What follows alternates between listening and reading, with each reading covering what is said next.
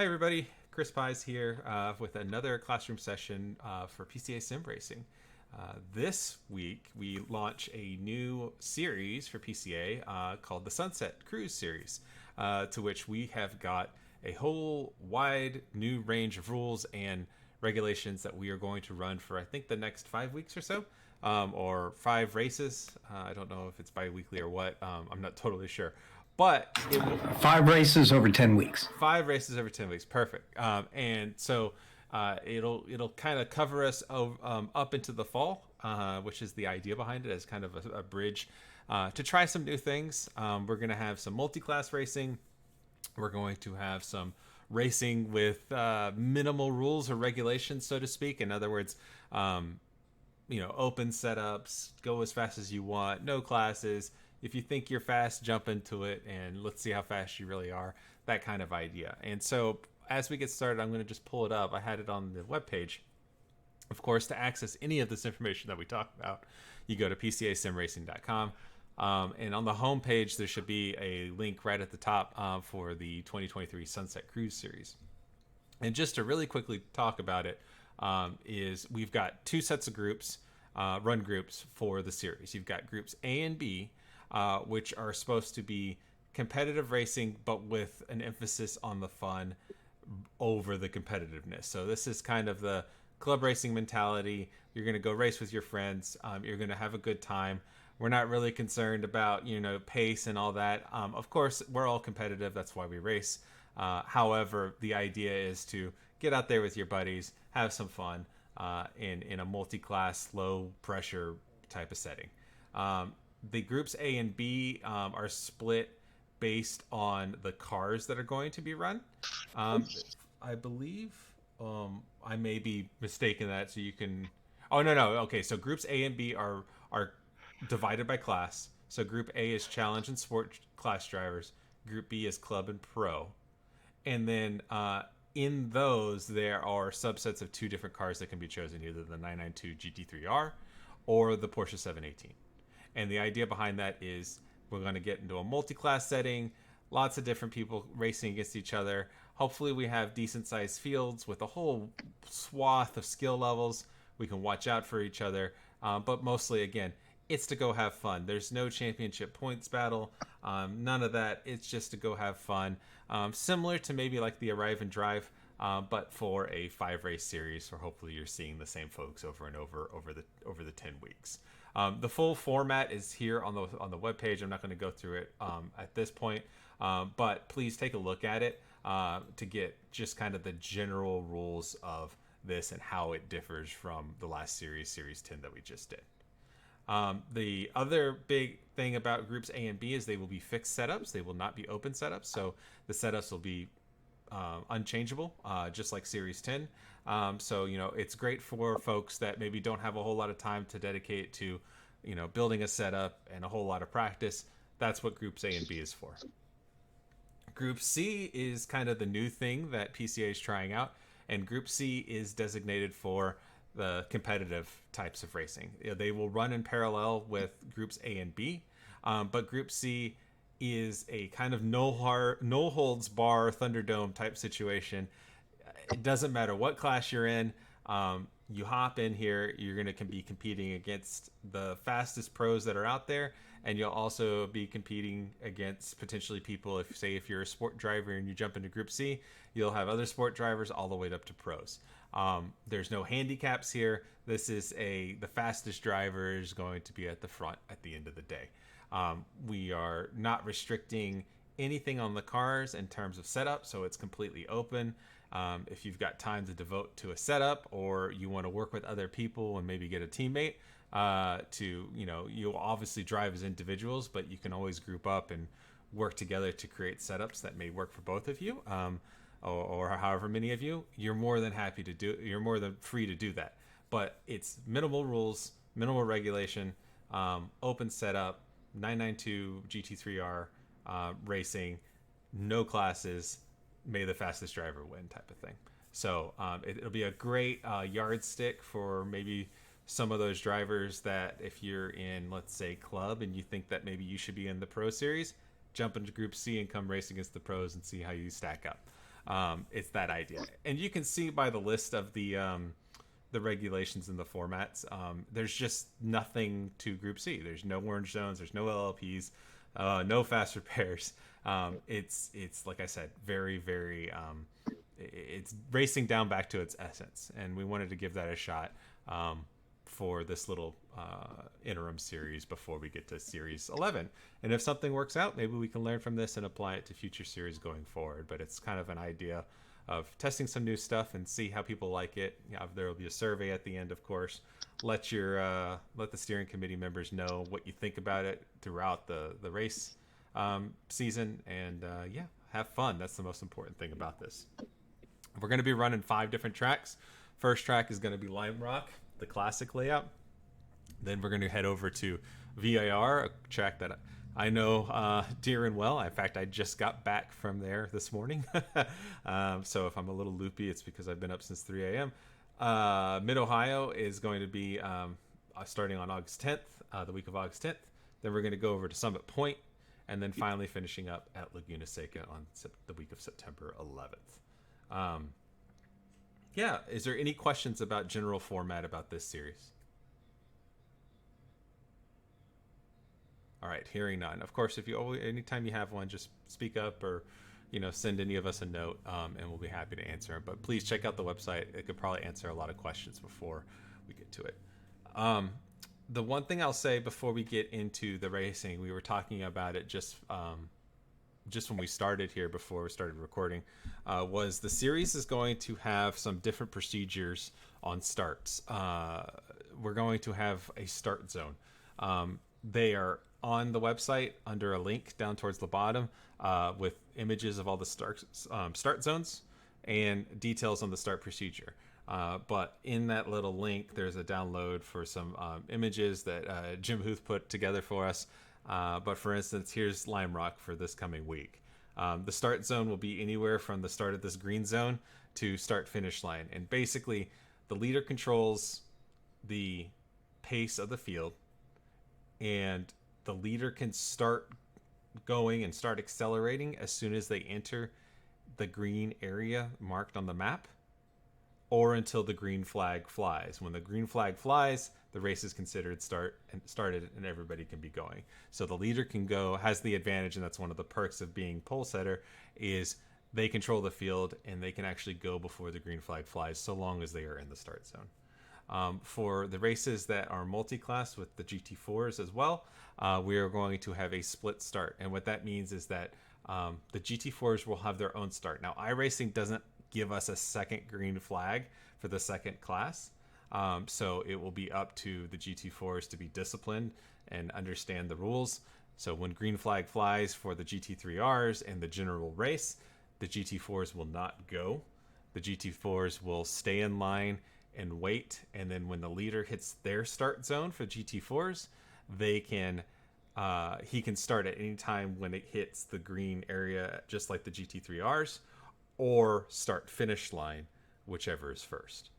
But none of the GT4 class can run and start racing until either one of those scenarios hit. Either the leader goes, or you can start finish line.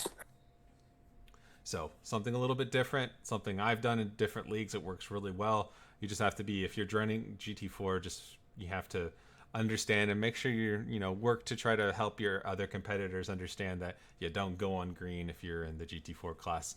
You go when your class reaches the start zone and the leader dictates the start of the race. All right, any questions about that start procedure? No, cool. Awesome. All right, so let's jump into... Hold on, Chris. You got yes. Peter asking. Oh, sorry. I don't know why you're muted. Hold on, Peter. So 1 second. Let me unmute you. Go ahead, Peter. Would the GT4 class be held back a number of seconds behind the first class to go? Or are they going to be... Because they're going to be in the green zone quickly. So the GT4 class, we want them to have about a 10 to 12 second gap to the GT3 class. So when the parade lap starts, or the sighting lap starts, the GT3s will go, and the GT4 is usually the best way to do it. And you'll see it if you run official races in multi-class. the second class usually sits them on grid for just a little bit longer and lets the gap build before they set off and do their parade lap. But basically, it's up to the front row and the leaders in GT4 to maintain anything from a little over a 10-second gap to the GT3 field. So you have that gap going into the start zone. If you're not on the front row of GT4, you don't really have to worry about it because you can't go past the car in front of you anyway. But if you are in P1 or P2 GT4, you do have to follow the start procedure. There's a little more responsibility on the front row for GT4. Cool. Okay, thanks. Yeah, no problem. Any other questions? One comment real quick. I know on the rule sheet it said GT4s will wait 20 seconds and then start off on their parade lap. You don't necessarily have to wait that full 20 seconds, but we do want to achieve a gap. Like we said, everybody communicate during the race so that the pole sitter for GT4 gets into that green zone well after the race has already started for the GT3 class. So it's just a lag. A good 10-15 seconds is fine. You don't have to draw it out to 20, although you can. But follow that lead car and communicate on iRacing, and that lead pole sitter will wait. When it says go, go, go, green flag, do not go. Just wait for that driver to accelerate, and then your race is started. Absolutely. And of course, if you have any questions whatsoever as they come up, just message somebody either with a mod tag or an admin tag in Discord, and we'll get you the answer. All right, so we've got Lime Rock Classic, no chicanes, thank God, coming up, and we're going to go through a track walk. It is a short track. It is fast and furious, especially in a GT3 car. If you are running a GT4 car, everything is pretty similar, with just the understanding is you don't have as much grip as the GT3 car, so you just have to go slower. But in general, the ideas are the same. If you have any specific questions in a GT4 car and you plan on running that class for this series, just message me up and we can chat about it one-on-one. If there's enough people that are messaging me about it, I'll put together another track walk with the GT4 specifically. But unless that happens, I don't want to have to do it if no one's going to pay attention to it. So, but don't feel like... please message me if you want to run GT4 and you have questions about any of these tracks whatsoever. I love the GT4, and I actually really contemplated doing the track walk in that. I just have a feeling most people are going to be running the GT3, and so it would probably benefit the greater number of people doing the track walk in the GT3 instead. Lime Rock is a bit of an odd duck. It is incredibly fast. It is as close to an oval that we get as road racers. You've got all the turns except for one are to the right. There's only one left-handed turn on the entire track. So if you are racing in Class C and you're going to be doing a setup, some setups at Lime Rock are actually not square. They favor turning right than turning left because 95% of the turns are turning right. So think about that. That may be something you may want to consider. I personally don't like that. I don't like driving with non-square setups, so I will usually always run a square setup. But you're free to experiment. That's the beauty of open setups, and we can talk about setup if you want after the track walk. So let's get right into it. So screaming down turn or the front straight here into turn one, which is also a fantastic braking or passing zone. You're looking at these boards over here on the left to try to find one that meshes with you and what feels most comfortable. I usually look at the 3 board as I need to think about starting to brake somewhere at 3 board. If I am trying to threshold brake and outbrake somebody, I may get close to the 2.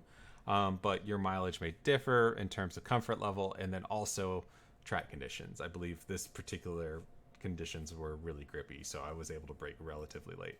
So I'm braking after the 3 about if there was a 2.5 board, right about the 2.5 board from track left. And then I'm treating this right-hander as a double apex corner. So my first apex is going to be halfway around this corner along the tan or the gray curbing without getting up on the curbing.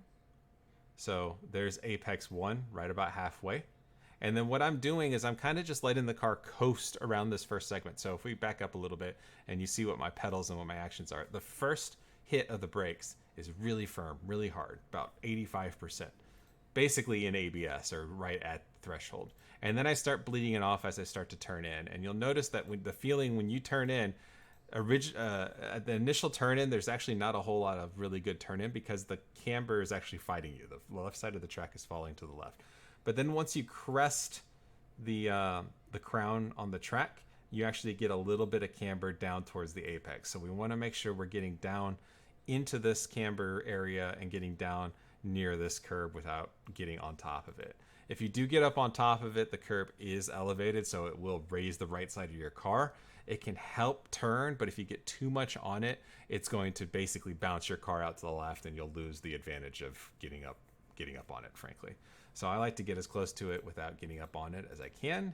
Use the camber, but basically when I come around this first apex, I get a little bit of maintenance throttle to settle the rear of the car, and then at this point, all the way around the middle of this double apex right-hander, I'm just playing with the throttle, maybe occasionally hitting the brake depending on how the car feels up at the front. But the idea is just to scrub as little speed as possible to maintain my speed, but at the same time allow the tires to have as much lateral grip as I can. And the only way to do that is not give it brake, not give it throttle. You want 100% of the tires grip to be for turning. So we're got a ton of steering angle in the car. The only little adjustments we make with the pedals are just for steering purposes. About midway through, I can start picking up a little bit of throttle, and that's where I went up to about halfway. And when I pick up throttle, what I'm doing is I'm trying to settle the rear of the car and get a little bit of rotation, but basically get that rear to kind of squat down and take a set. And then just play with it until the idea is that we're going to late apex the second curbing. And by late apex, I mean right about here. So I'm about 2/3 of the way around this corner on the second one. And ultimately, if you don't do anything else on the first right-hander or this first set of corners, you want to put your car right here and apex in this area. So even if you miss the first apex or you go too deep or whatever, the goal is to be in this position coming out of the corner. So you can see at apex, I'm pretty much at full throttle. I'm in third gear. And the big thing we don't want to do is we do not want to early apex.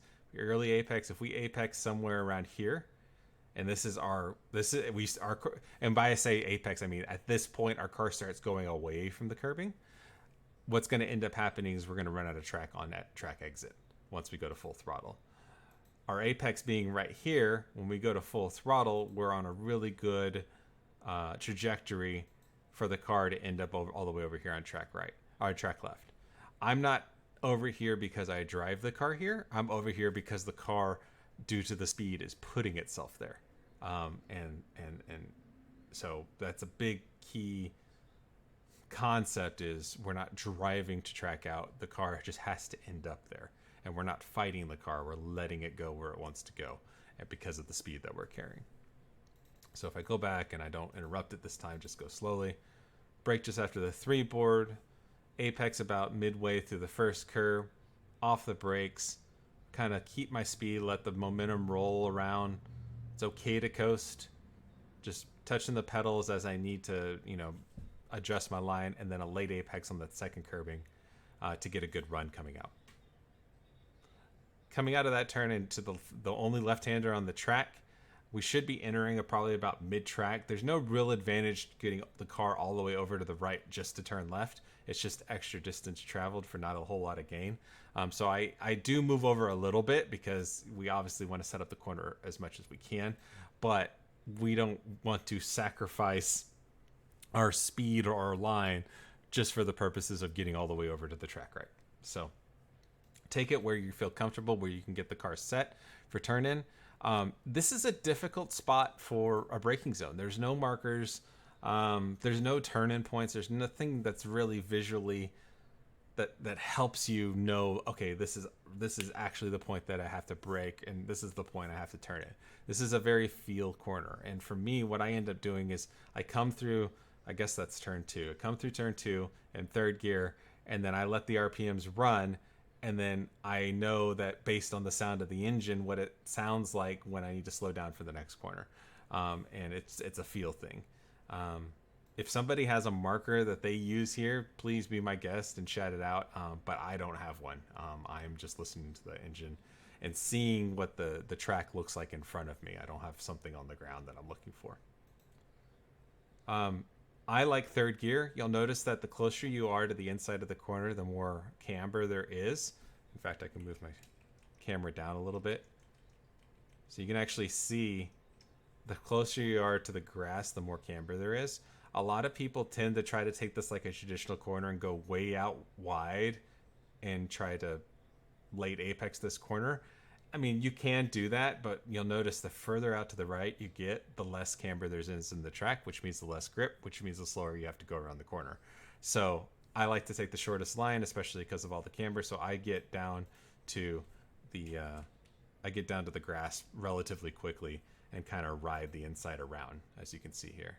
Like I said, third gear, we want to use all of this curbing, and this curbing is our apex point. So this is completely flat, this curb. There's no elevation on it whatsoever. It does not unsettle the car. So my whole thought process coming through here is my apex is actually the edge of the grass. So halfway through, I'm apexing. Left side tires are actually touching the grass. My right side tires are the loaded tires, so that's why it doesn't affect my car. And I start picking up throttle because we want to pinch this corner as much as we can. So we pick up throttle relatively late, with the idea of getting the car as far left as we can to set up for this right-hander, because this is, out of these last three corners, this is the most important corner because it leads on to the second longest straightaway on the track. So what we need to do is we need to set up. So whatever you can do to get your car into as best a position right here for this right-hander is what we're trying to achieve. So if you don't listen to anything else I say, the whole goal of this is to get somewhere on the left side of the track here to set up for the right-hander. That's a relatively fast turn. I'm in third gear through here. I try to get down and get as close and nibble this curbing as I can. Again, lots of camber down here close to the curbing. The further away we are from the curbing, the less camber and the less grip we have. If we get up on the curbing, it tends to be like turn one, where it'll bounce the car up and just push us out, negating any advantage that we got over it. So a little bit of nibble's fine. Try not to take too much of it because it unsettles the car. Don't miss it. Don't leave a car's width of track at apex, because that's just missed speed. So try to get down as close as you can to it. Third gear, late apex. You see how late I'm waiting on the throttle, and that is because the corner just seems to keep kind of coming. I've noticed that going through here and getting on too much throttle too soon tends to just give you understeer, and you tend to run wide here. So you just have to play with it and see where the comfort level is. But if you're doing it right, you'll end up all the way left side tires right up on the grass using all this curbing. It's very flat, and that's just extra speed to use it as track out. All right, any questions through basically the first half of the track?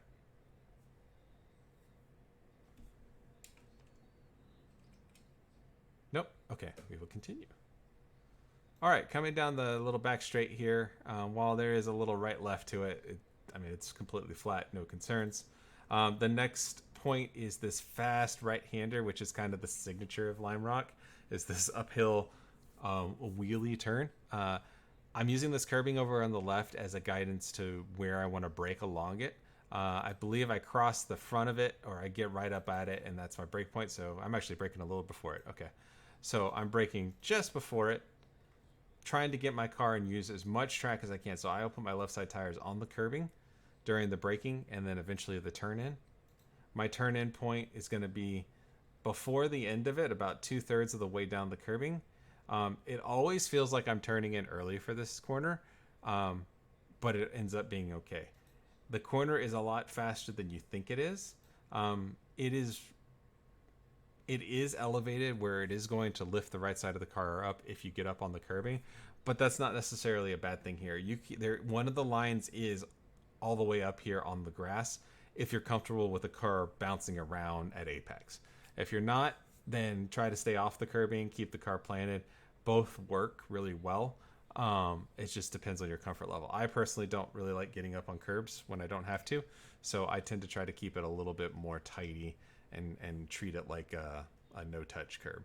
So as you can see here, I am getting down to it as close as I can. Very fast corner. In fact, you can see it, I'm already pretty much full throttle. I like fifth gear through here. Fourth gear felt like I was overslowing the car. Fifth gear allows me to carry momentum. And the goal is I'm trying to keep the car and track out to about mid-track. I don't want to go all the way to track left because I ultimately seem to end up always running out of room, even if I think to myself that I'm doing the corner properly. The other thing to say about this corner is the beginning is lots of understeer. However, when you get to the compression point on the corner right here, where the hill starts coming in, your front tires dig into the ground under compression and you get really good turn in. So if you hold a consistent angle, when you hold that angle, you'll notice right at about this point, the car actually turns more. And so you need to get comfortable with that because you can carry more speed in the initial part of the corner because that compression is going to help the car turn once you get there. So it's understeer, understeer, understeer, and then boom, grip up and turn in even tighter. And you have to plan for it because it will always be there. So right here at this point, the car grips up and turns in tighter. I'm scraping the ground, which is fine. And then you'll notice I am tracking out to about mid-track and opening my hands very quickly. And then you have to hit the jump at the top, basically the crest of the hill, with your hands straight, for better or worse. Wherever you are on the track, even if you overcook it and you're all the way on left, track left, you gotta have your hands straight when you crest, because what's gonna happen in this car is you're gonna be doing a wheelie. So if we look at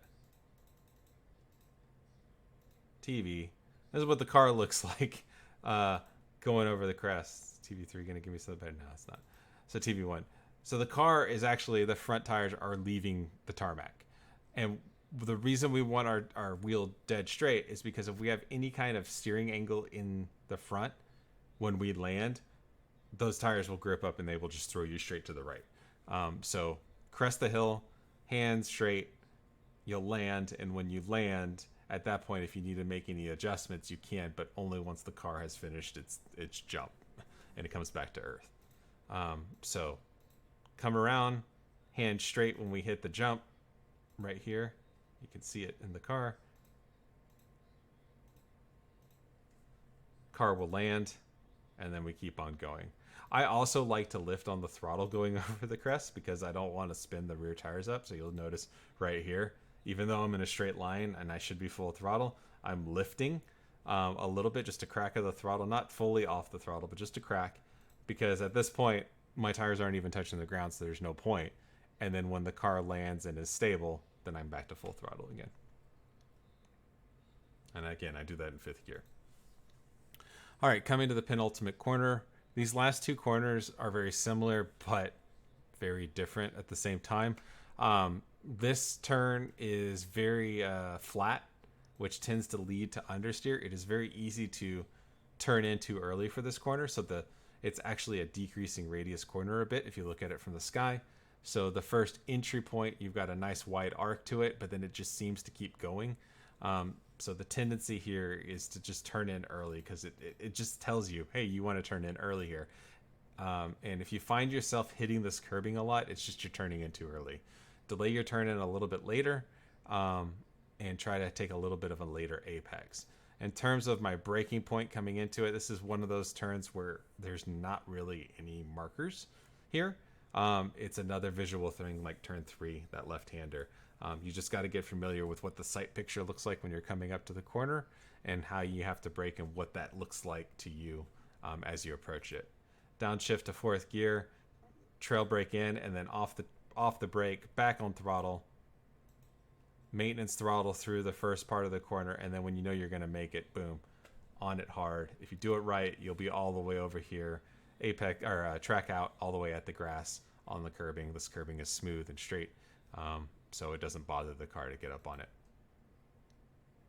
We'll grab fifth momentarily as we go under the bridge and start going down into the final corner. which is the most important corner on the track because it leads to the longest straightaway. In fifth gear, the turn in is mega in this corner, frankly, because again, we're going down into a compression zone, so we end up getting, as soon as the car compresses in the hole, we get a lot of grip from the car being pressed into the ground and the tires, the contact patch getting fatter and fatter. So when we turn in right here at the compression point, we actually get a really good turn in fifth gear.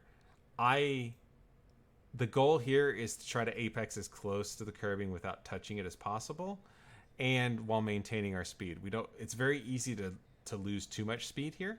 And in fact, I don't even touch the brakes. I just do like a partial lift and during the turn in portion, and then slowly start adding on to throttle. Depending on your setup, the car may want to over rotate through here. And so you just need to be careful of managing the oversteer when the car finally is done with the compression and starts to level out.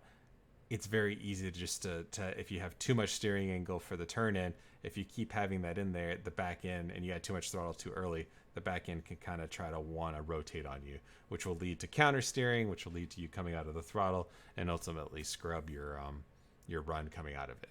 A good run coming through here is early full throttle, settling the rear, and just kind of committing to it that you're going to make it through. And if you do it right, you'll be full throttle before apex, and you'll carry that speed all the way down the straightaway to a good lap time.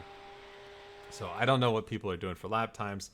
That one was a 47.8. 47.78. Again, there's probably faster laps out there, but that's what I did and the little practice I was able to do. So, what's your track temperature? It's cold, 71 degrees, so it's pretty cool. Okay. So if we go back, I will show it in full. Let me go to cockpit so you can see what it looks like from there. So turn one, brake after the three board, apex the curbing, let the car roll through, nice and wide, late apex in the second one, third gear, go. Brake at the top of third gear, leave it in third gear, apex the grass, keep it nice and tight, push the corner, little lift, and then back on the throttle, and track out all the way to the grass. We're going to brake just before the curbing on the left, leave it in fifth gear, back on the throttle, straighten hands, brake, downshift to fourth, late apex, back on fourth, apex, or track out of the grass. Just a lift, and then back on throttle, settle the rear, you get a good run out. That's Lime Rock. Relatively, not just relatively, it is a very, very fast lap. Very quick. The laps come very quick here. And the nice thing about that is you see the corners less than a minute. So, I mean, it was 47 seconds since we took turn one. So every 47 seconds or 50 seconds, we're seeing the same exact turn over, and there's not a whole lot of turns here. So it's a really great place to hone your racecraft, or hone your not your racecraft, but your ability and your car control and your platform dynamics, because you're seeing the same corner over and over and over again in quick succession. So you get to practice it over and over and over again. Lots of time to build up your consistency because you see the same corner so many times. Exactly. And so before we had the active reset, Lime Rock was a great place to really practice those corners and learn a car because of that ability. Those corners just keep coming at you over and over and over very quickly.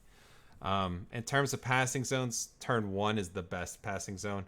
You get a good run coming off that last corner. You can actually draft on your opponent, and then there's a big wide track where you can get alongside them pretty effectively and outbrake somebody going into turn one.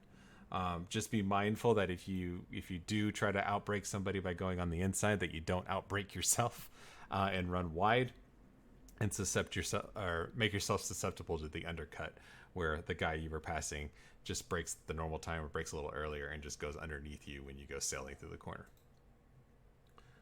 Another place to pass, or that you can do a pass, is if you get a really good run coming out, I guess, turn two and going into turn three here.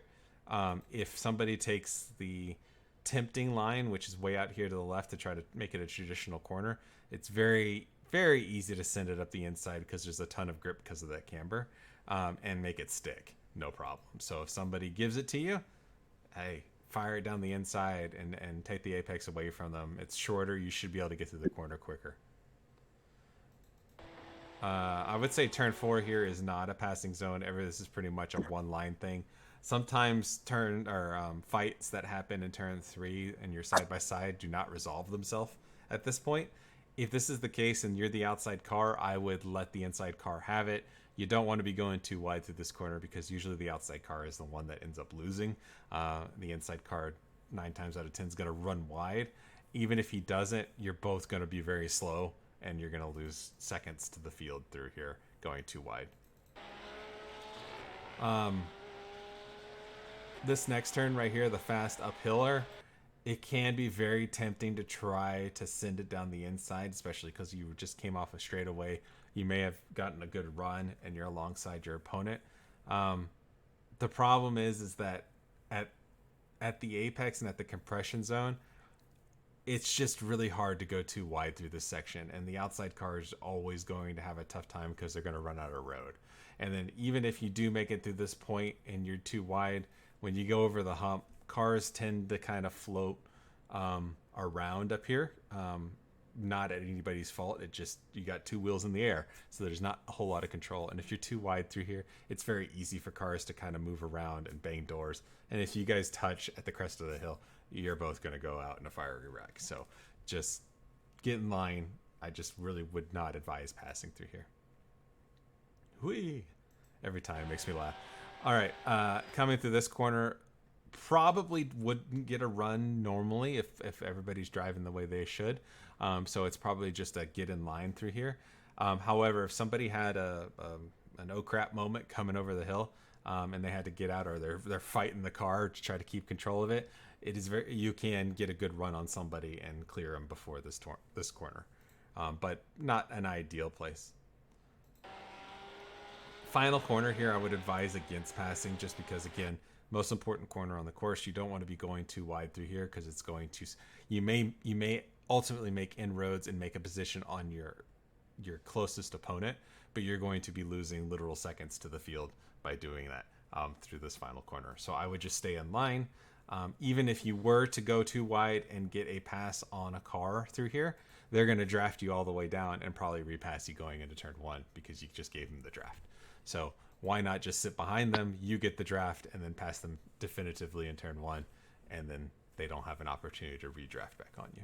So those are kind of the passing zones and passing areas for Lime Rock. One other thing to be aware of, pit lane entry is terrifying here. It's really slow. It's this crazy chicane. Make sure you practice them. Don't go into it dry because it's very easy to hit these tires right here because you overcook it. So just try it. Treat it like part of the track. Make sure every time you're driving on the track, don't just pull off and escape and tow to quit your session. Pretend it's not a long lap. You can be at pit road in under a minute every single time. Just go ahead and complete the lap you're on and practice your pit entry every time you come in and you want to get off the track. It's a good way to practice. You should try active reset for pit entry practice. Yeah, I've been doing that before races, and it's really great. Yeah, that also works really well too. So, also active reset works really well for if you're trying to do a full stint to see what your tires feel like, for instance, and if you need tires or you don't need tires, or what tires you want to change. If you set your active reset point at the 40-minute mark where you would come in to take your fuel stop, you could set your active reset point there, come in, take your fuel, take no tires, for instance, then drive the rest of the race, see how that felt, hit the active reset button, and you're at the 40-minute mark. You're coming in, take 2 tires, see how that felt. You can do that as well to see different strategies on the car.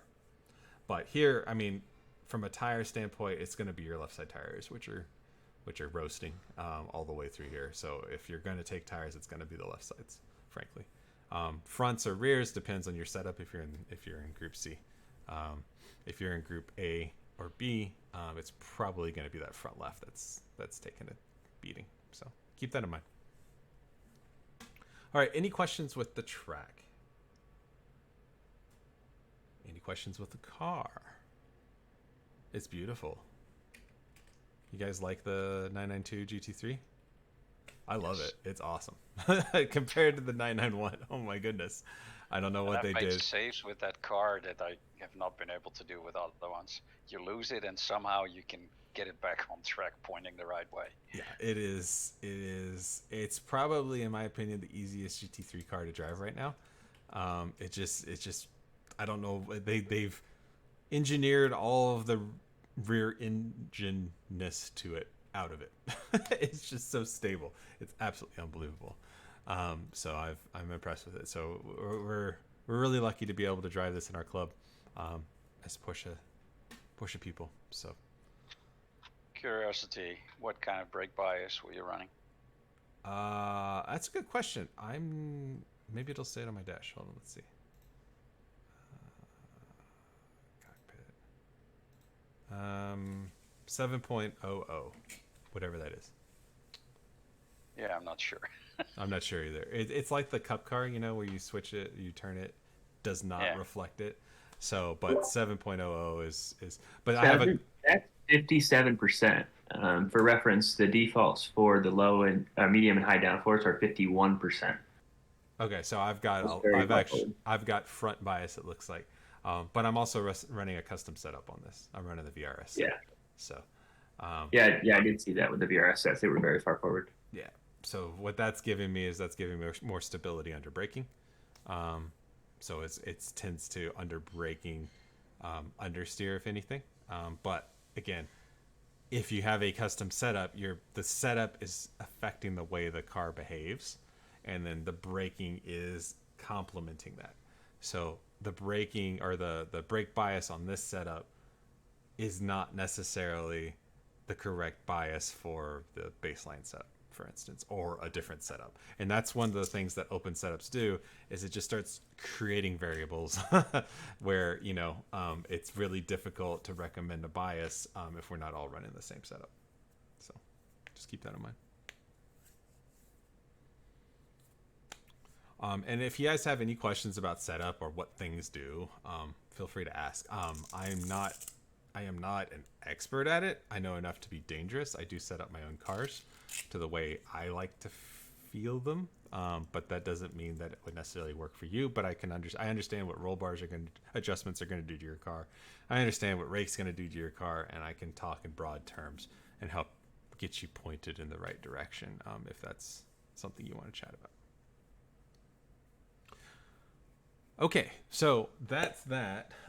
We've got 12 minutes before sessions start up, but one of the things I wanted to point out was I just came from VIR and WRL driving this car actually, and I have some footage, specifically race start, that I wanted to demonstrate. I think it would be neat to use a real life example as opposed to just sim examples.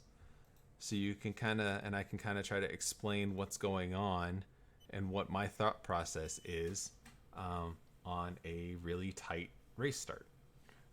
So here we are. This is a pace lap, so I'm going to try to fast forward through this a little bit till we get to the race start. One more pace lap. Okay, so if you're familiar with WRL, it's an endurance racing league that I race in. I'm in the GTO class. I am driving the BMW M4, just like these that you see all around. And it's the one we have in iRacing as well, a GT4 car. This was my first weekend in this car. I've never driven a BMW before this, so it was definitely a learning opportunity. But here we go, VIR, coming up to the race start. I'm in goodness, I don't know, 12, something like that. I'm in the middle of the field. So I got cars in front and behind me.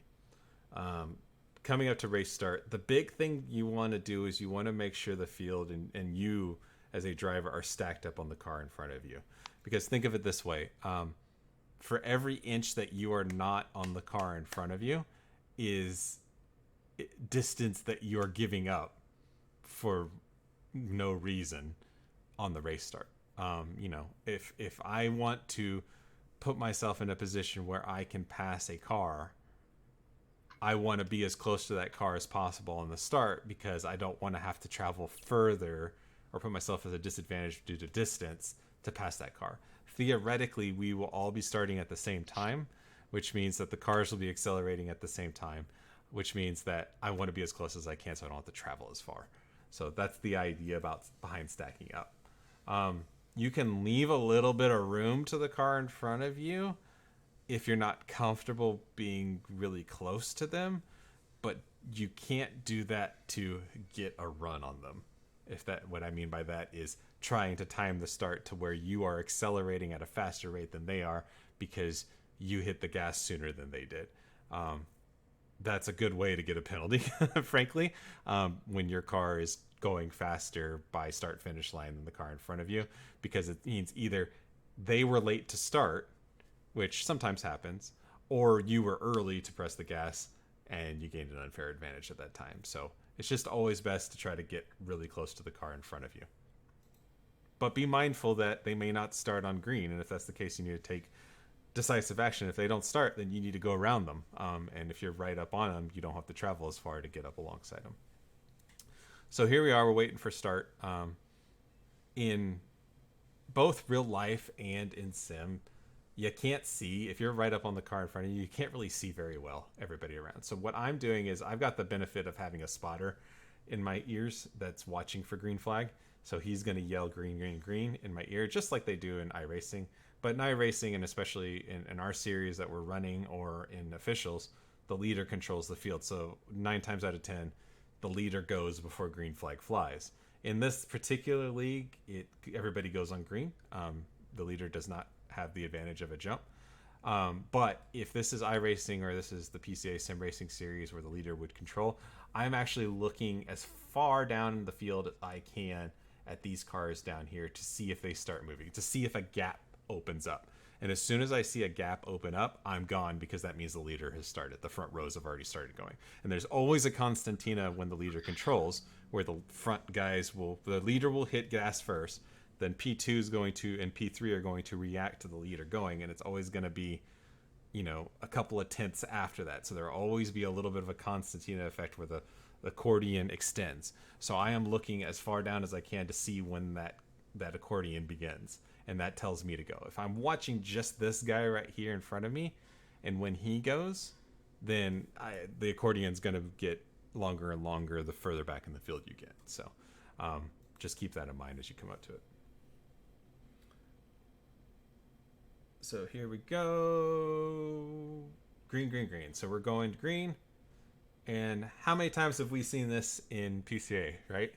Some Yahoo, not naming names, but some Yahoo decides to try to make it 3 wide even before start finish line. Happens in real life too. And so when this happens, you gotta have a plan on what you're gonna do if it hits the fan, so to speak, right?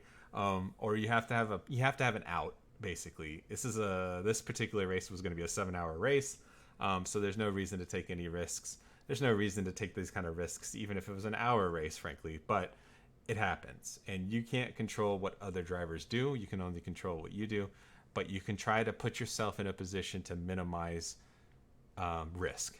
So that's what kind of happens here. As soon as I see the Kinda car go to the middle, I start to think, okay, well, that's kind of blocked me from really making any aggressive moves at the start on the front straight, because if they're going to be 3 wide, I don't want to make it 4 wide. So I just sit here.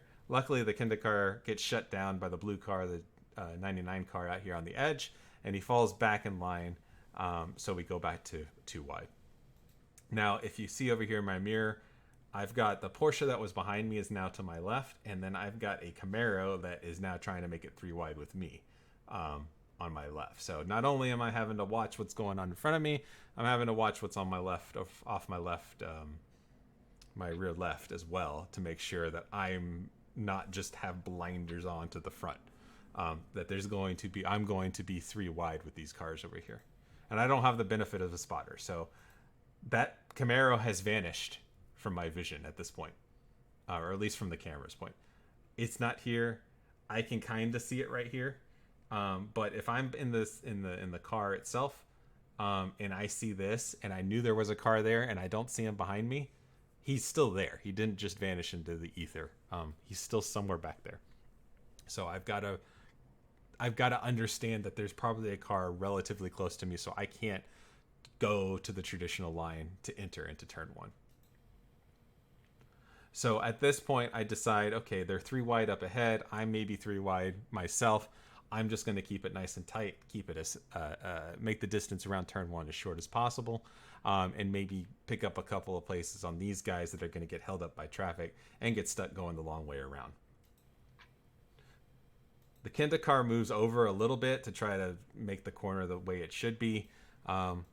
I start to try to stick my nose in here in case he makes a mistake and gives it to me, but he shuts it down, which is what I was expecting, so I just decide to follow him. So we're coming up to NASCAR 3, and this is where things start to always accordion down and people really start to tiptoe through here. We're on cold tires. Everybody's trying to feel themselves out at the beginning of the race. And so this is a really good opportunity to try to make some spots going through this loaded corner. I know this driver, I know this car because I've raced him a bunch, that he's relatively quick. And so if possible, I want to use him as a pick. I don't know these cars as well, but I know the blue car is pretty decent. So at this point right here, I'm on the traditional line, nice and wide to take a good corner. I look to my left. I think I saw the 99 car further back.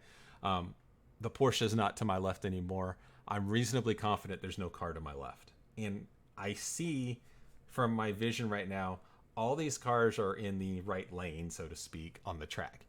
And there's going to be a gap that's going to form up here on the inside, and it looks like the 99's trying to fill it. So I want to be basically attached to the 99 as he punches a hole through the left-hander here and potentially makes another hole going into Snake. So that's exactly what I do. I move over, fill the gap, try to get up to the 99 as best I can so nobody can try to squeeze into there. And that's what I do through here. I stick my car right on his bumper. The Kindra car can't come down. And the number 9 car can't do it either. He's stuck in no man's land. At this point, his corner, there, the 9 car is so left out to dry with no grip out here on the right, and he's in a terrible position for the next right-hander that he has to slow down a ton to make this corner. I have all the momentum, so I just drive around the outside and follow the 99 car around, and I'm able to get 2 places like that just because I was able to look ahead and think about what was going to be coming down the pipeline. So I've got a little bit of room to work with. You can see in the rearview mirror, the 9 car is probably 4 or 5 car lengths back now. I've probably got 4 or 5 car lengths to the blue car in front. Things are feeling great. I look up ahead. It looks like everybody's in a line relatively tight, so I know nobody can really make any moves or go their optimal fastest lap. So I'm pretty comfortable with making some good lines through the top of the S's and coming up through Oak Tree and trying to really focus on getting a good run coming through Oak Tree. When I'm driving and I'm racing, folks, this gap right about here is great because it enables me to get runs to basically carry momentum and come up to the back of their car coming out of a corner to not have to sacrifice my speed. If I am right up on the 99, right on their bumper, and he overslows for a corner, I have to overslow or else I'm going to hit him. If I have a little bit of a gap in there and he overslows, I can still maintain my pace and carry my momentum and help me slingshot the next corner and get around him at speed. So that's something what I'm always looking for is keeping a tiny little bit of gap. So when we get to this point, boom, I can close it and I can get around him. Now, unfortunately, at this point right here, a hose breaks on my car. I lose turbos. And I lose all power.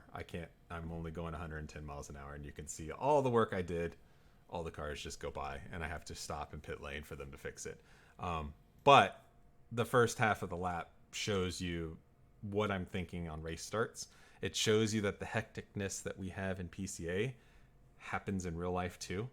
And you got to do what you can as a driver to not be the victim.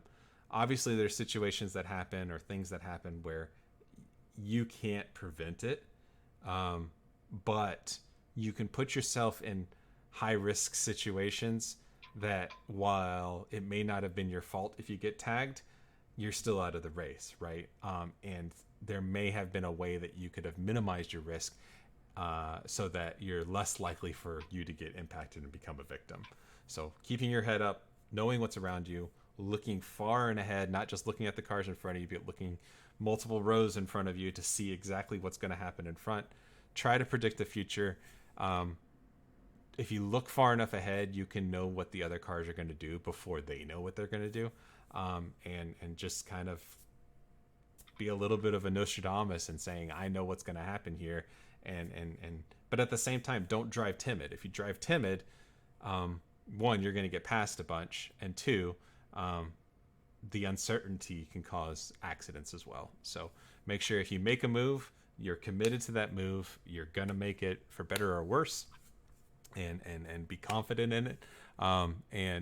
If you're not confident in a move, then don't make it. So that's what I'll say about that. Any questions about that or racing in general like that?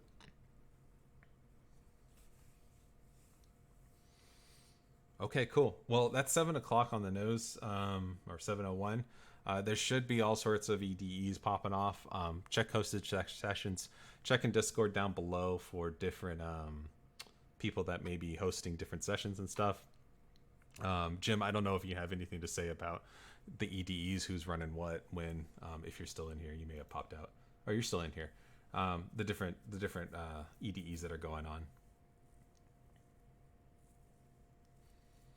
Yeah, he may have stepped out. So anyway, there should be a multitude of EDEs that are going on in preparation for these things. Find one that looks good to you, and go have fun.